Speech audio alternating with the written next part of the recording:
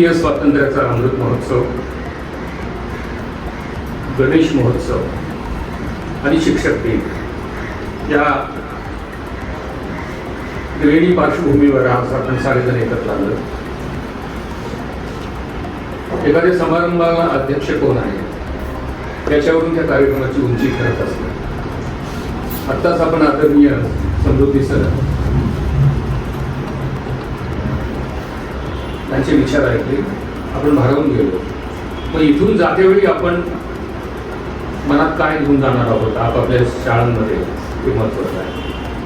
आणि मग संस्थेसाठी संस्था प्रमुख आणि त्यांचं तत्वज्ञान काय आहे, ते तत्वज्ञान जगतात कसं, हा उत्तम आदर्श तुमच्या समोर आहे. त्यामुळे आदरणीय भाऊ यांच्याबद्दल नितांत आदर माझ्या मनामध्ये आहे. मित्र हो,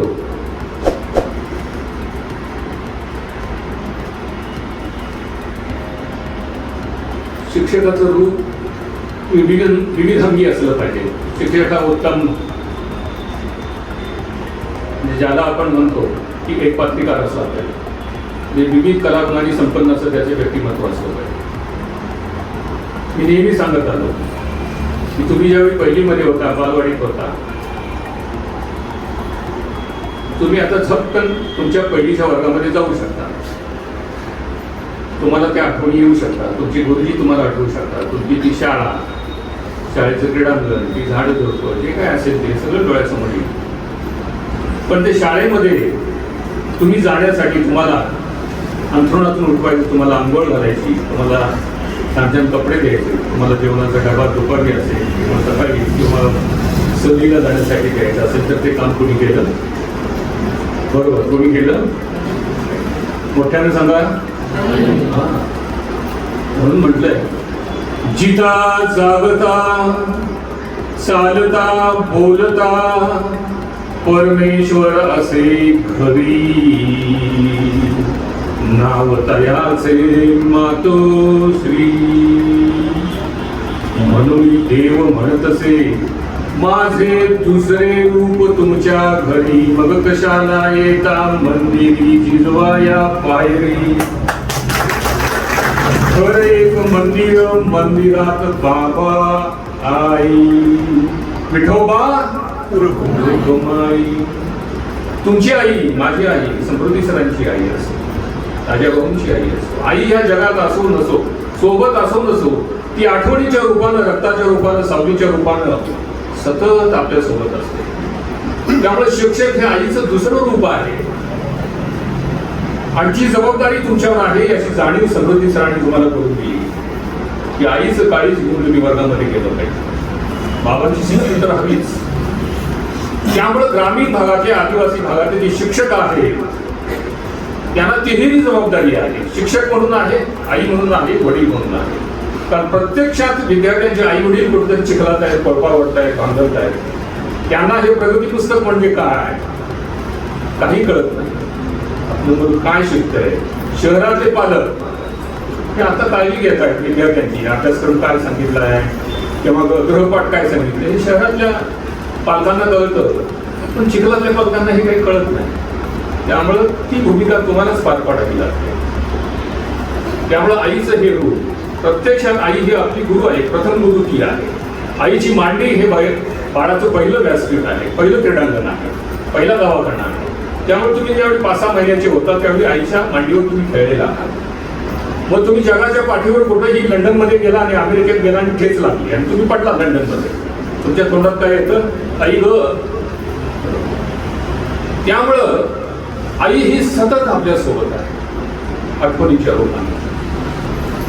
मग मला आठवतंय, मला माझ्या आईची आठवण येते, तुम्हाला तुमच्या आईची आठवण येते.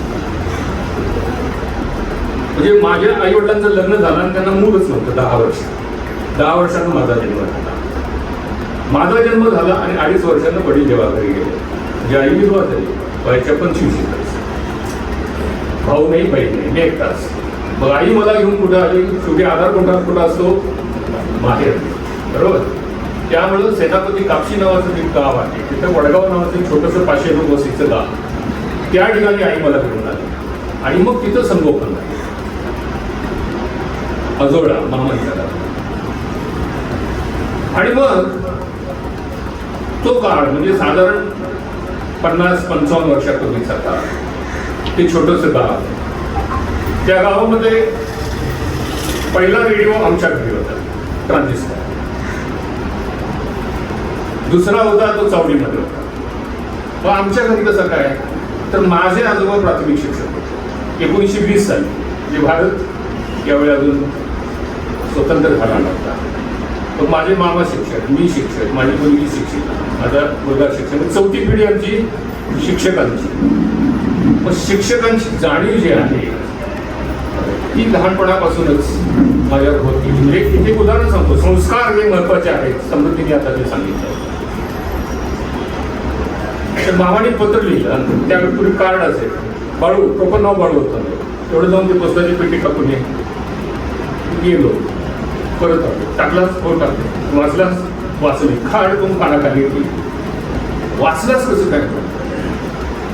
ते माझं पत्र माझ्या मित्राला मी लिहिलेलं होतं. तुला वाचायला सांगितलं होतं का, ते कार्ड घेऊन ज्या पोस्टाच्या पेटीत टाक, एवढं तुला सांगितलं, तू वाचलाच कसं काय. म्हणजे दुसऱ्याचं पत्र आपण वाचायचं नसतं.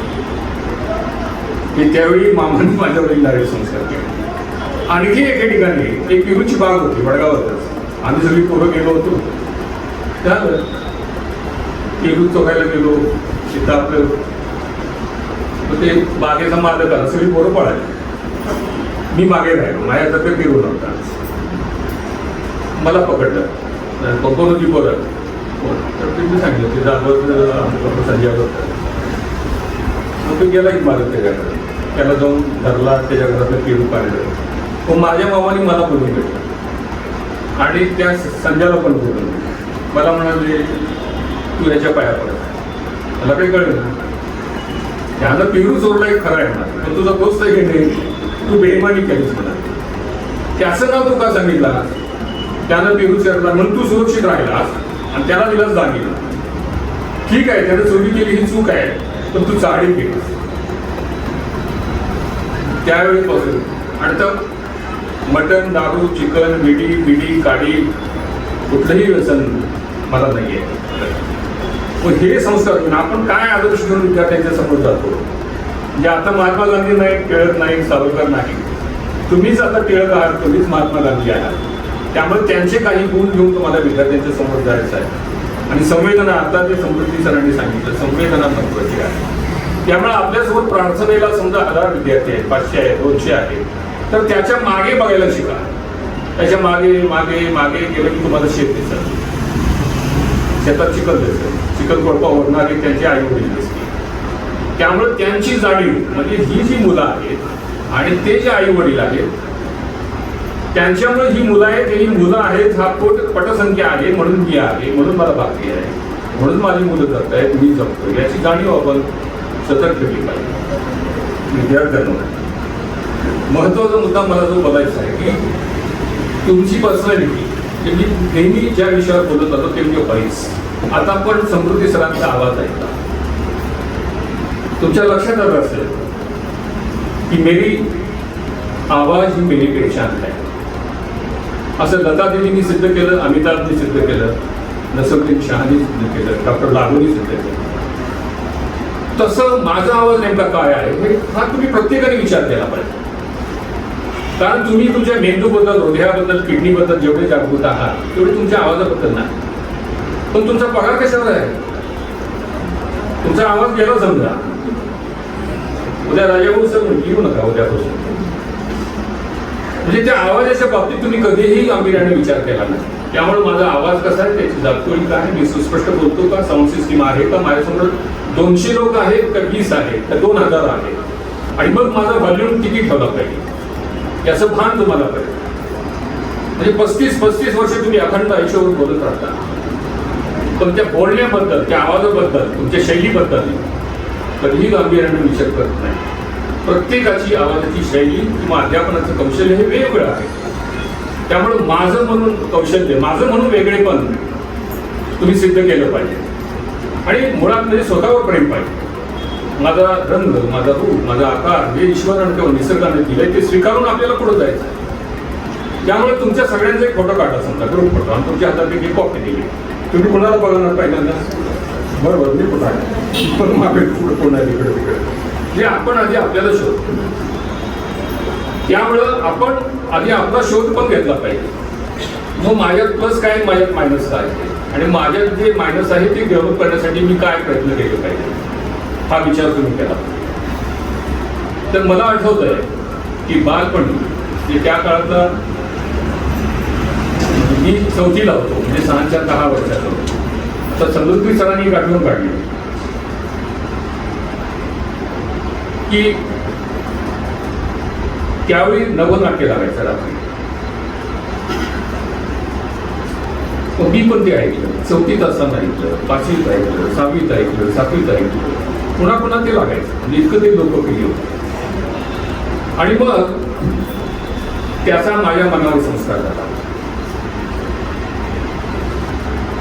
आणि मग त्याच्यावर मी विचार करायला लागलो की त्याचं उत्तमपणे एक शिक्षक म्हणून, एक कलावंत म्हणून कसं प्रेझेंटेशन करता येईल.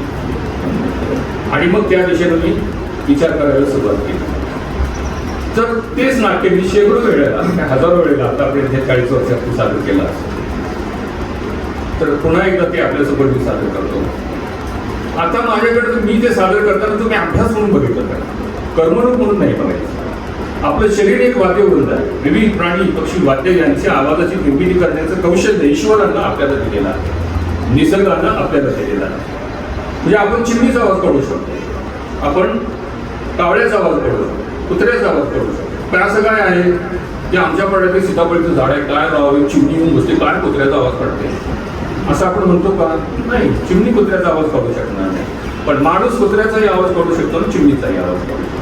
म्हणजे ह्या शरीरामध्ये असं जादूमय सगळं परमेश्वरानं देऊन ठेवलंय. मग त्याचा माझ्या विद्यार्थ्यांसाठी मी कसा उपयोग करेल, मग हरवणाऱ्या विद्यार्थ्यांना मी कसा शोधेल, याचा ध्यानी मध्ये स्वप्नी तुमच्या सतत विचार पाहिजे. त्यामुळे आपलं हे एक वाक्यवृंद आहे. हेच एक उत्तम शैक्षणिक साधन आहे. तुम्हाला ईश्वर निसर्ग दत्त आहे, दुसरं घ्यायची गरज नाही. तर मी ते आपल्यासमोर सादर करतोय. लेखक व्यंकटेश माडुलकर, सादर करते पुरुषोत्तम जोशी, पुणे आकाशवाणीची निर्मिती, वारसरूवर.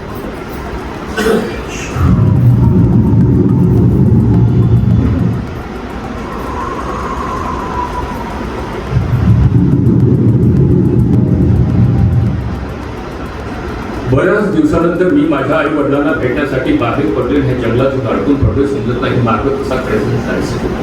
ती अंधारी रात्र, हिंस्र शापदारी भरलेले हे जंगल, काय करावं कळत नाही. दूरवर कुठेतरी प्रकाश दिसतोय. बऱ्याच दिवसानंतर मी माझ्या आई वडिलांना भेटण्यासाठी बाहेर पडले. हे जंगलातून अडकून पडलं, समजत नाही मार्ग कसा काढायचा, जायचं कुठं. ही अंधारी रात्र, हिंस्र शापदारी भरलेले हे जंगल, दूरवर कुठेतरी प्रकाश दिसतोय. बहुतेक आसरा मिळेल असं वाटतं. त्या दिशेनं जाऊन तर बघूया.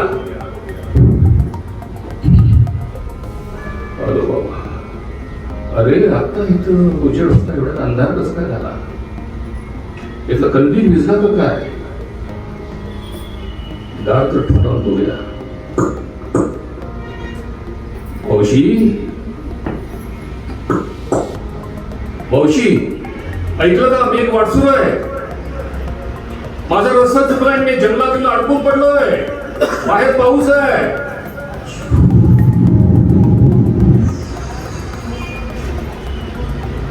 प्लीज दार उघडा. मावशी, मामा,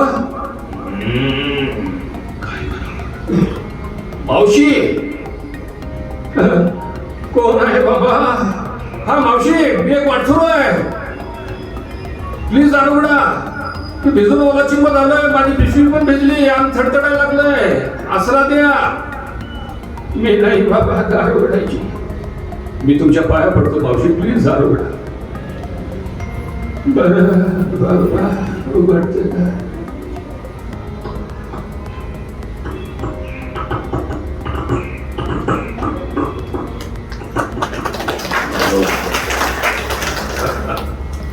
मावशी लई उपकार झाले हो.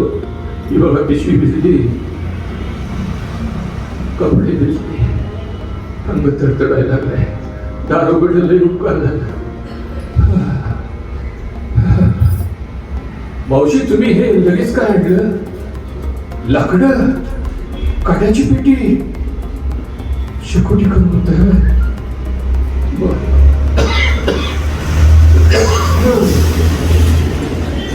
बर लाकडं असतात, काट्याची पेटी.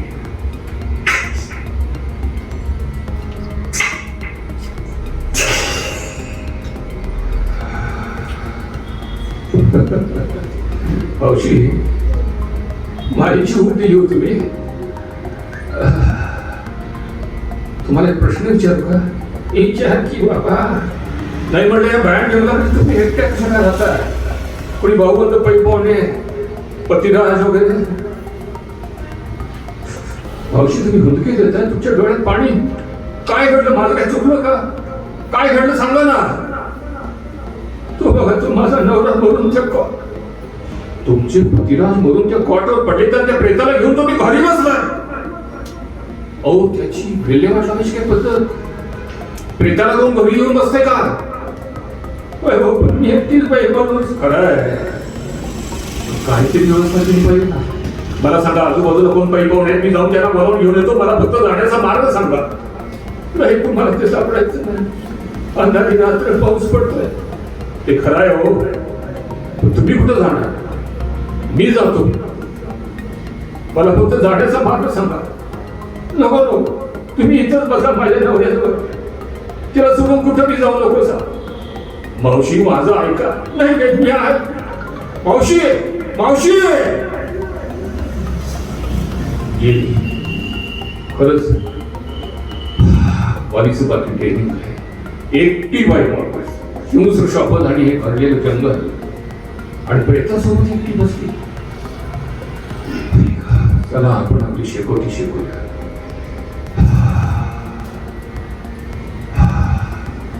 नाही, हे सगळं विचित्र आहे. समोर ही धगधगती शेकोटी, कोपऱ्याच्या कॉटवर पडलेले तर प्रेत, त्याच्यावरचा पांढरं कफन, त्याच्यावरचा तो लाल लाल गुलाल, सगळं भयानक आहे. मला इथं थांबत नाही. मी इथून निघून जातो. तेव्हा मला वाचव, मला भीती वाटते.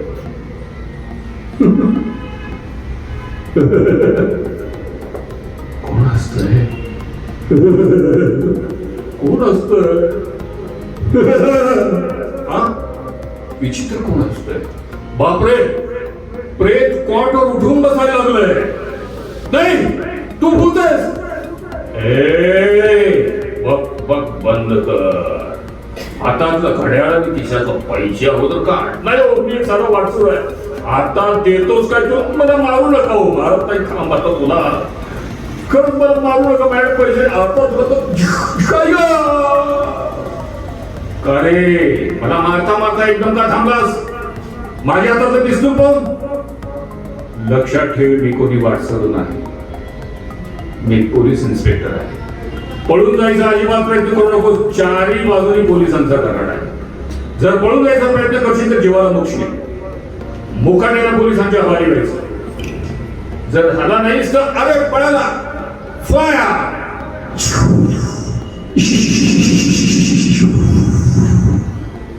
सापडलास. चला आपण आपली कपडे घेऊया. निघूयात आहे. कपडे दिसली. माझी वाटतं बसून जायला लागली. माझ्या कपाळाचं कुंकू पुसलेलं नाही. तो जखमी आहे. त्याला रे आणा त्याला इकडं आणि तिला बसवा गाडीत. त्याला बघा कुठं बँडेज करायला लागते का? आले सगळे? चला गाडी स्टार्ट करा.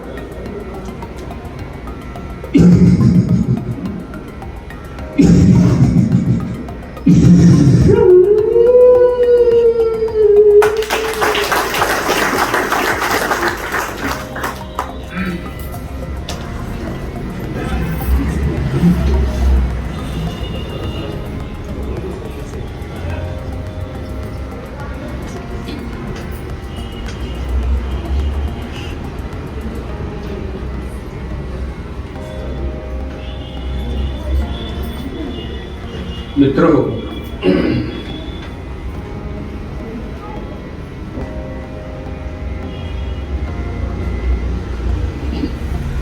आपण मागे मागे मागे खूप मागे मागे गेलो, शेकडो वर्ष, हजारो वर्ष. तर आपण शेवटी पाषाण संस्कृतीमध्ये जातो आणि मग इथून संगणक संस्कृतीपर्यंत येतो.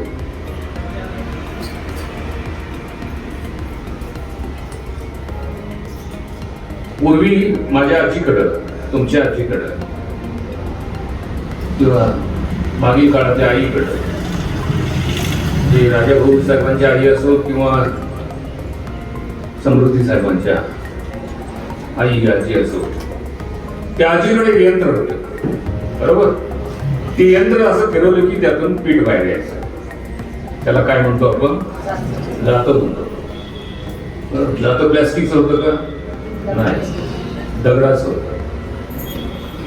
पण त्या जात्यामध्ये भूमिती आहे, गणित आहे, विज्ञान आहे, अध्यात्म पण आहे, पोव्या पण आहे, संगीत आहे, काय नाही त्यामध्ये, आपुलकी आहे. त्यातून पीठ बाहेर येतं, पिठाची भाकरी होते. मग ह्या जात्याच्या आठवणी आहेत. आजकालच्या मुलांना जातं आठवत नाही. तुम्हाला ते युट्यूबवरून किंवा गुगलवरून किंवा जुन्या पुस्तकातून किंवा जुन्या घरात पडलेलं कोपऱ्यातून जातं, त्याचा फोटो काढून तुम्हाला ते दाखवावं लागतं की बाळांनो, आमच्या काळात हे असं होतं, आजी अशी फिरवायची, त्यातनं पीठ बाहेर यायचं. पण ह्या आठवणी आपण जपल्या पाहिजे. आई तुझं जात, बघा आई डोळ्यासमोर येते का?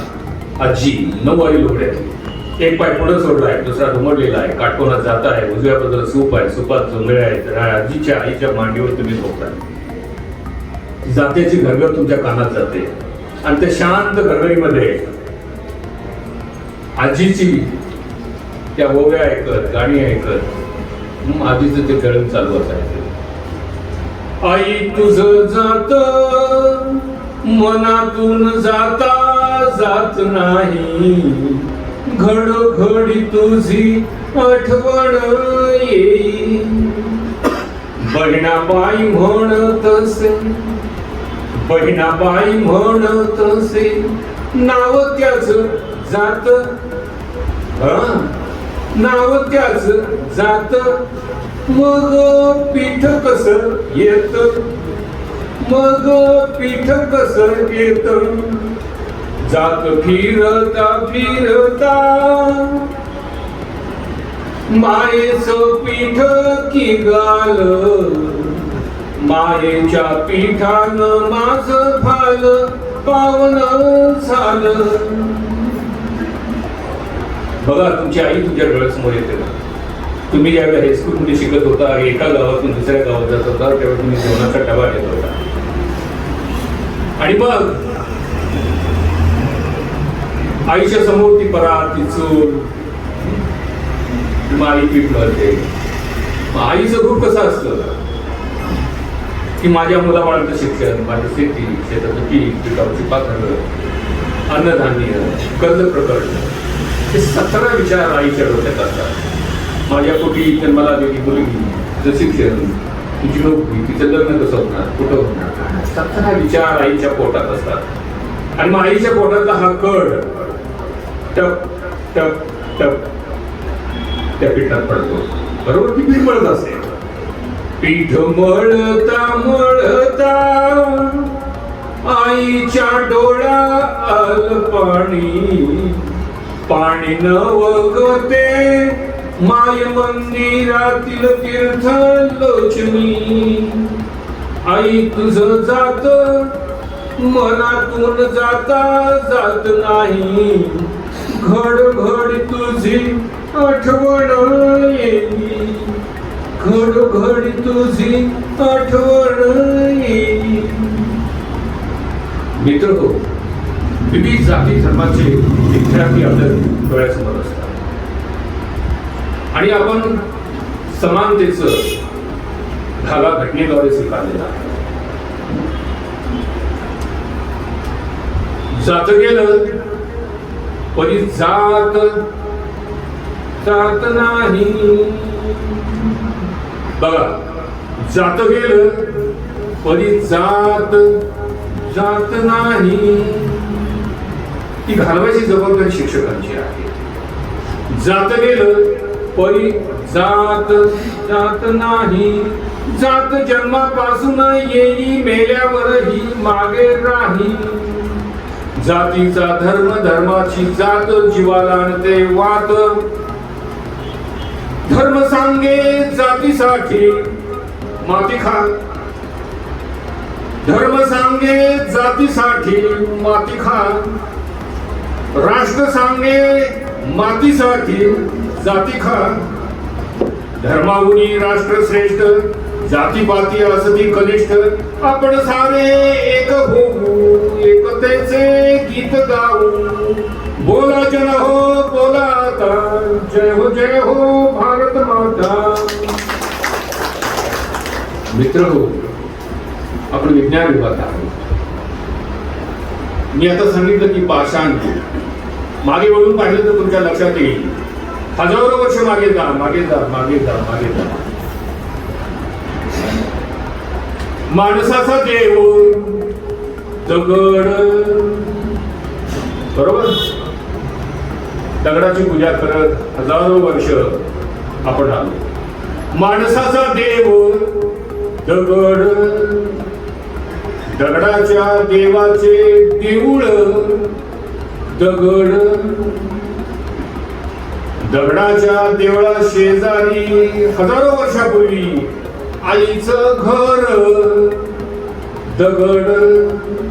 दगडाच्या घरात आईची चूल दगड. आईचा पाटा काय सांगा, आईचा वरवंटा. शेतामध्ये काम करून थकल्यावर उशाला हजारो वर्षापूर्वी बाळणपणात नाळ तोडायला हातामध्ये. बाळाला झुल्यामध्ये खेळायला हातामध्ये. पोराला मारामारी करायला हातामध्ये. आणि मेल्यावर माणसाचं थडग. आणि या संगणक युगात तुमचं माझं मन. समृद्धी सरांनी सांगितलं आपल्याला दगडातून संवेदनाकडे जायचं. त्यामुळे संवेदना जपायची आहे. समोरची मुलं, त्यांचे आई वडील, प्रत्येकाची हिस्ट्री, याला आपण मिरर ऑफ द क्लास म्हणतो. समोर 40 विद्यार्थी आहेत. 40 विद्यार्थ्यांचे 40 वेगवेगळे प्रॉब्लेम आहेत. घरोघरी प्रॉब्लेम वेगळे आहेत. त्यामुळे तुम्ही प्रत्येक विद्यार्थ्याशी बोलता का, यूज करता का, त्याचे आई वडील काय करतात, त्याची सामाजिक आर्थिक काय पार्श्वभूमी आहे ती सांगत नाही, बोलत नाही, पुढत असतात काही विद्यार्थी, रडत असतात. त्यामुळं मिरर ऑफ द क्लास अतिशय महत्वाचं आहे. त्यामुळे आपली शाळा हसरी कशी नाही, हसऱ्या शाळेचं स्वप्न तुम्ही ठेवा.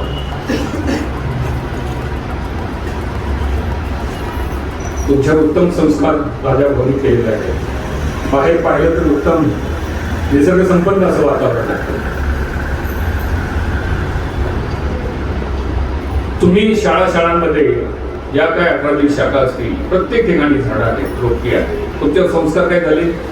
रोप लावावे, झाडांचे गीत गावे, गीत संगीत ऐकवावे, झाडांना बहरू द्यावे. बहरतील झाडे, येतील पक्षी, गातील गाणे, डोलतील झाडे आनंदाने. झाड छान वाढली, मग त्या रोपट्याचं झालेलं झाड त्याला धरायला तुम्ही कधी गेला, गेलो झाडास धरावया.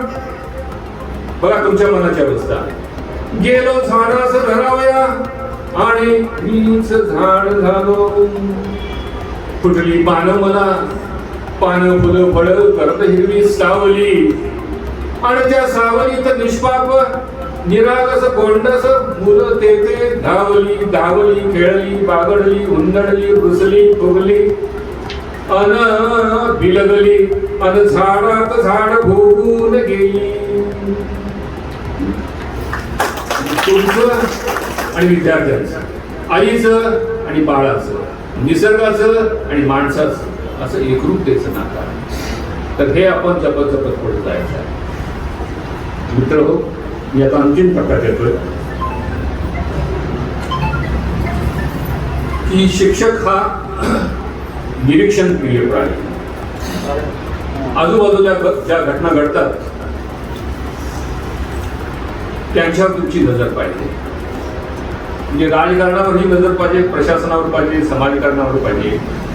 मग काही असू दे, क्रिकेट असू दे, क्रिकेटची मॅच भारत पाकिस्तान झाली नाही, मला क्रिकेट आवडत नाही, मी क्रिकेट खेळत नाही, मी क्रिकेट बघत नाही असं म्हणून चालणार नाही.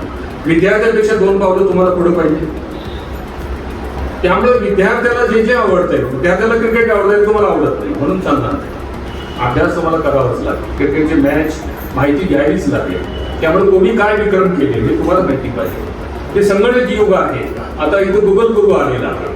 एखादी गोष्ट मॅडमना माहीत नाही म्हणजे लगेच पोरं गुगलवर जातात आणि शोधतात. मग त्यांना वाटायला की सरांपेक्षा मॅडमपेक्षा गुगल जवळचा आहे. त्यामुळे तुम्हाला आता पर्याय उत्तम निर्माण झालेला आहे. त्यामुळे आपण अपडेट राहिलं पाहिजे, अद्ययावत राहिलं पाहिजे.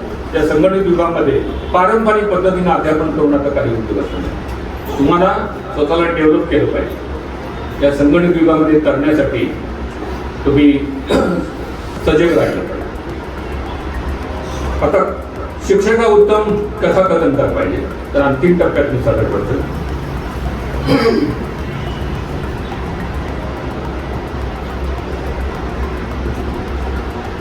मी ज्यावेळी शिक्षक होतो त्यावेळेची ही कथा आहे, जुनी. नमस्कार मंडळी, नमस्कार नमस्कार नमस्कार. मी एक शिक्षक आहे आणि बऱ्यापैकी नकलाकार आहे. नाही, नकला हा शब्द मराठीमध्ये बरा आहे म्हणून वापरलेला बरा म्हणून वापरला बरं का. तर कालच माझ्या मित्राच्या गावी माझा नकलांचा कार्यक्रम झाला. त्यामुळे आज उठायला थोडासा उशीर झाला आहे. ते आमचं घर आहे, पायचा सोपा आहे. इथं सोसायटीचं ऑफिस आहे आणि सोसायटीचा फोन आहे, तो मला आधीमध्ये घ्यावा लागतो. आलाच. Hello hello hello. अहो तुम्ही तिकडून हॅलो हॅलो हॅलो करताय, मी इकडून हॅलो हॅलो हॅलो करतोय. दोघांपैकी इकडून बोलायला सुरुवात करायला नको का? नाही ती मी केली हो, तुम्ही केली असते चाललं असतं की. होय हा असू दे की, नसू दे की. बर बर बर. होय होय. नाही नाही नाही नाही मी काय म्हण. हा होय. नाही नाही आपण कोण? लागू काय लागू काय लागू? हा डॉक्टर श्रीराम लागू. बापरे, लागूची आपण बोलतात एका प्राथमिक शिक्षकाची. काय अर्थ आहे? काय म्हणताय काय? मराठी चित्रपटात संधी बर मुंबईला यायला पाहिजे. येतो की नाही, रजा टाकतो महिन्याची. हा नाही मिळेल. होय होय असू दे की, नसू दे की. बर बर बर. नाही माझी भूमिका कुठली काय मी तिथं आल्यावर सांगा. बर बर बर फोन ठेवतो म्हणतो. नाही बाकीचं पोर्शन आलाय टप्प्यात आहे ज्यादा तसं आहे. हा हा ठेवतो म्हटलं फोन, नंतर मुलीला सांगितलं नाही. हा हा झालं. मी सिनेमात काम करणार, मी मुंबईला जाणार ही चर्चा गावभर सगळीकडे. गावात मला लोक भेटायला लागले, अभिनंदन पत्र पण यायला लागले. मग गावात लगेच निरोप समारंभाची तयारी सुरू. गुरुजी जाणार मुंबईला. पाठाचं नाम्या चौकीत होती, तू पळतच घराकडं. गुरुजी तुम्हाला बघितलं बघा शाळेकडं. काय रे एवढ्या लवकर? होय शाळेत कार्यक्रमाचा समारंभ आहे म्हटलंय. कार्यक्रमाचा समारंभ चुकलं वाटतं. समारंभाचा कार्यक्रम आहे. दादा शाळेस आलो सर. राम्या गेला, मी पण पाठोपाठ गेलो. माझ्या निरोप समारंभाची तयारी चालू होती. 1ली ते 4थीची छोटी शाळा होती. मंडप काढला होता, टेबल खुर्च्या मांडले होते. गावचे सरपंच सेक्रेटरी सगळ्यांना निरोप दिलेला होता आणि बाकीची गुरुजी मंडळी सगळी धावपळ करत होते. ट्युटर गुरुजी एकटेच 4 वर्ग सांभाळतो. या वर्गातून त्या वर्गात, त्या वर्गातून त्या वर्गात. 4थीच्या वर्गात रे 4थीवाले स्कॉलरशिपचा अभ्यास करायचा. त्यावेळी चौथीला स्कॉलरशिप. अजिबात वळवळ करायची नाही. स्कॉलरशिप म्हणजे सोपी वाटली का? आमच्या वेळी काय अवघड प्रश्न पडायचे माहिती आहे तुम्हाला? पाटला तर आम्ही म्हणतो, गुरुजी तुमच्या वेळी कसले अवघड प्रश्न पडायचे सांगा तरी एखादा. सांगू? ऐकायचं आहे? सांगा की मग. ऐक आमच्या वेळेचा प्रश्न. ओठात शब्द, ओठात शब्द, डोळ्यात झोप, तर नाकात काय? सगळी चौथीची पोरं एकमेकांच्या नाकाकडे जातात. हे त्याच्या नाकात बसेल, ते त्याच्या नाकात नाकात काय म्हणजे कोणाच्या नाकात नसते. एवढा सोपा प्रश्न करून त्यांनी म्हटलं स्कॉलरशिप कशी काय पास झाली. एकटं उठलं तुझी मी सांगू, सांग बोल. नाकात कणी टिंबा टिंबा असतात बसावे. गुरुजीने काय पसंत पडलं नाही. गुरुजी मी सांगू, सांग. गुरुजी नाकात कणी, नाकात कणी, नाकात कणी बसावे. काय सांगायला बरं आम्हीच म्हणा. मग गुरुजी तुम्ही सांगा नाकात काय असतंय? अरे नाकात पवित्र मंगल. मंगल पाटलाची मंगली गुरुजीच्या नाकात.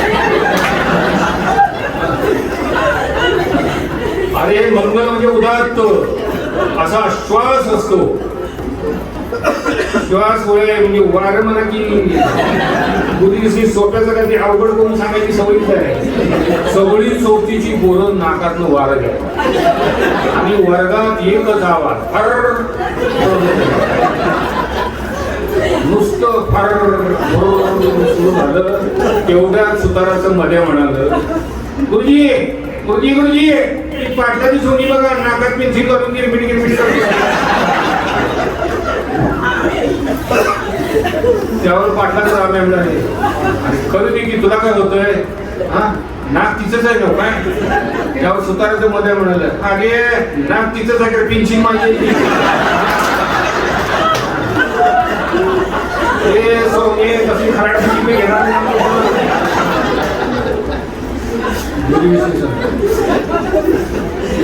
भाग झाला अभ्यास करा. आता 5 मिनिटात सुरू होईल. गुरुजी पुढं तिसरी दुसरी करत पहिलीच्या वर्गात गेले. पहिलीवाले इंग्रजी सुरू झाले पहिलीपासून.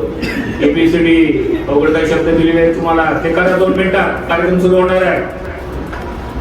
तिथं गाण्यावर ए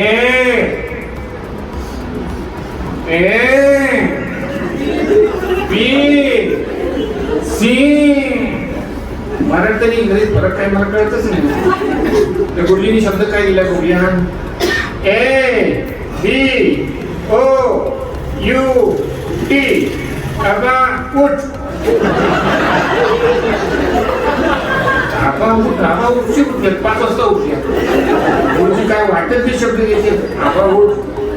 पुढचा शब्द काय दिला? B I C Y C L E. Bicycle cycle. Bicycle cycle. बाईची तर स्कूटी आहे. गुरुजी काय वाटतं ते सांगतात. हे बंद करा इंग्रजी. चला आता वेळ झाली. कार्यक्रम सुरू होणार आहे. चौथीवाली पुढं, तिसरी दुसरी पहिली बालवाडी होते. सगळ्यांनी इन्शर्ट करायचा. बालवाडीचं चिमण्या इन्शर्ट करायला गेला. त्याच्या लक्षात आलं की आज फक्त आपण शर्ट करू.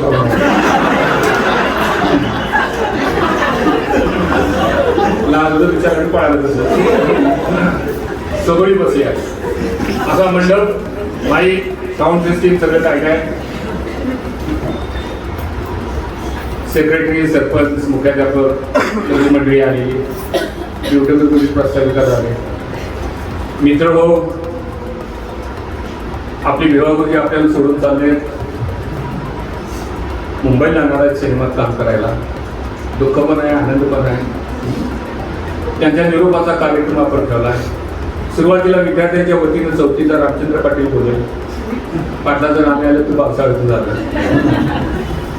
अच्छा कार्यक्रमाचे अध्यक्ष पूज्य आजच्या या कार्यक्रमाचे प्रमुख पाहुणे केबी पूज्य या गावचे सेक्रेटरी केबी पूज्य आमचे हेड गुरुजी पूज्य जेव्हा गुरुजी आम्हाला सोडून झाले केबी पूज्य आणि आणि आणि आम्हाला पुढचं भाषण जातो सरळ खिशात हात घातला चिठ्ठी काढली. अध्यक्ष माझे गुरुजन वर्ग आणि जमलेले माझे विद्यार्थी बंधू भगिनींनो, स्वराज्य हा माझा जन्मसिद्ध हक्क आहे. तुम्ही मिळवणार असेल लोकमान्य टिळकांनी कागद तिळकून देते तिला. तो भाषणाचा कागद या खिशात तसा होता. त्यामुळे या चिठ्ठीच्या वेळी ती चिठ्ठी हातात जाग्यावर बस. रामे हेडमोसला झाला, जाग्यावर बसला. गुरुजी संतापले. आता एकाही विद्यार्थ्याला बोलायचं नाही, बंद. आता यानंतर आता गावचे सरपंच उठले. आजच्या या कार्यक्रमासाठी उपस्थित असलेले प्रमुख पाहुणे, उपपाहुणे आणि माझ्या विद्यार्थी बंधू भगिनींनो, आपले भिवागुरुजी सिनेमात काम करण्यासाठी आता मुंबईला चाललेले आहेत. आम्ही आमच्या ग्रामपंचायतीच्या वतीनं गुरुजींना 1,00,000 रुपये एक लॉटरीचं तिकीट आणि 1,200 रुपये देतो. ते त्याने स्वीकारा. आपलं ते नको म्हणत. यानंतर गावच्या सोसायटीचे सेक्रेटरी बोलले. सेक्रेटरी आले. आजच्या या कार्यक्रमासाठी सगळी कामं बाजूला ठेवून वेळात वेळ काढून मी आलो याबद्दल सुरुवातीला मी माझ्या म्हणतो. आणि आमच्या सोसायटीच्या वतीनं ही 12 काड्याची, काळ्या रंगाची, लाकडी दांड्याची बैलछाप छत्री गुरुजींना देतोय की मी आपलं ती नको नको म्हणत. असं बरंच मला गिफ्ट वस्तू मिळाल्या, आभार प्रदर्शन झालं, सगळं झालं. आणि मी घराकडे आलो. उद्या सकाळीच मला निघायचं होतं. माझे शेजारी आबा काका आणि काकू राहत होते. खूप होता मध्ये असा. इकडलं बोललेलं तिकडं ऐकून जाते, तिकडले बोललेले इकडे. काका आणि काकू यांच्यापैकी संभाषण चालू होतं. त्यांना कुठेतरी बाकी लागली होती काय. काकू काकांना विचारत होत्या. मी म्हटलं तुमच्या कानावर काय आलंय का? होय आले की. काय आलं? माझ्या कानावर केस आले. काही नको ती अहो, आपलं भिवागुरुजी मुंबईला चालले सिनेमात काम करायला. आपला भीमराव तिथंच आहे. त्याला भुईमगाच्या शेंगाचं पोतानी गोळाची ढेप केली असती. अरे बापरे, यांचं भुईमगाच्या शेंगाचं पोतानी गोळाची ढेप घेऊन मी मुंबईला जायचा. भानगड नको. मी पहाटे उठलो दुसऱ्या दिवशी आणि गुपचूप बाहेर पडायला. बाहेर पडलो. सगळं खांद्याला शब्द डोक्यावर असा पानं चाललं.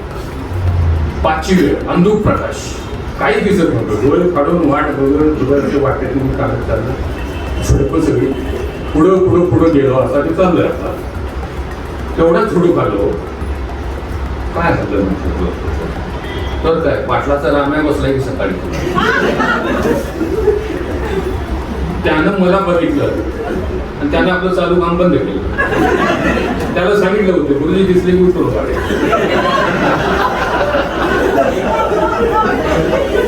त्याला तू उठून उभा राहील. तर उठून उभा राहिला तर राहायला बसेल काय नाही. Good morning sir. आता माझी पण साईज आहे. मी अवघडलेले आहोत. खूप महा अवघडलेले आहोत. गुड मॉर्निंग बेटा, मला जायचं. गुड मॉर्निंग बेटा, सिट डाऊन.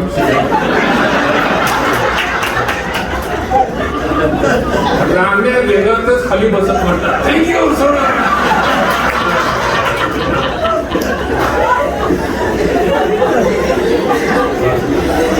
मी बेळगावला पोहोचलो. एसटी पकडली, बेळगावला गेलो. बेळगाव विमान तयार होतं. विमानात बसलो. विमानात टेक ऑफ घेतला आणि मी मुंबईला निघालो.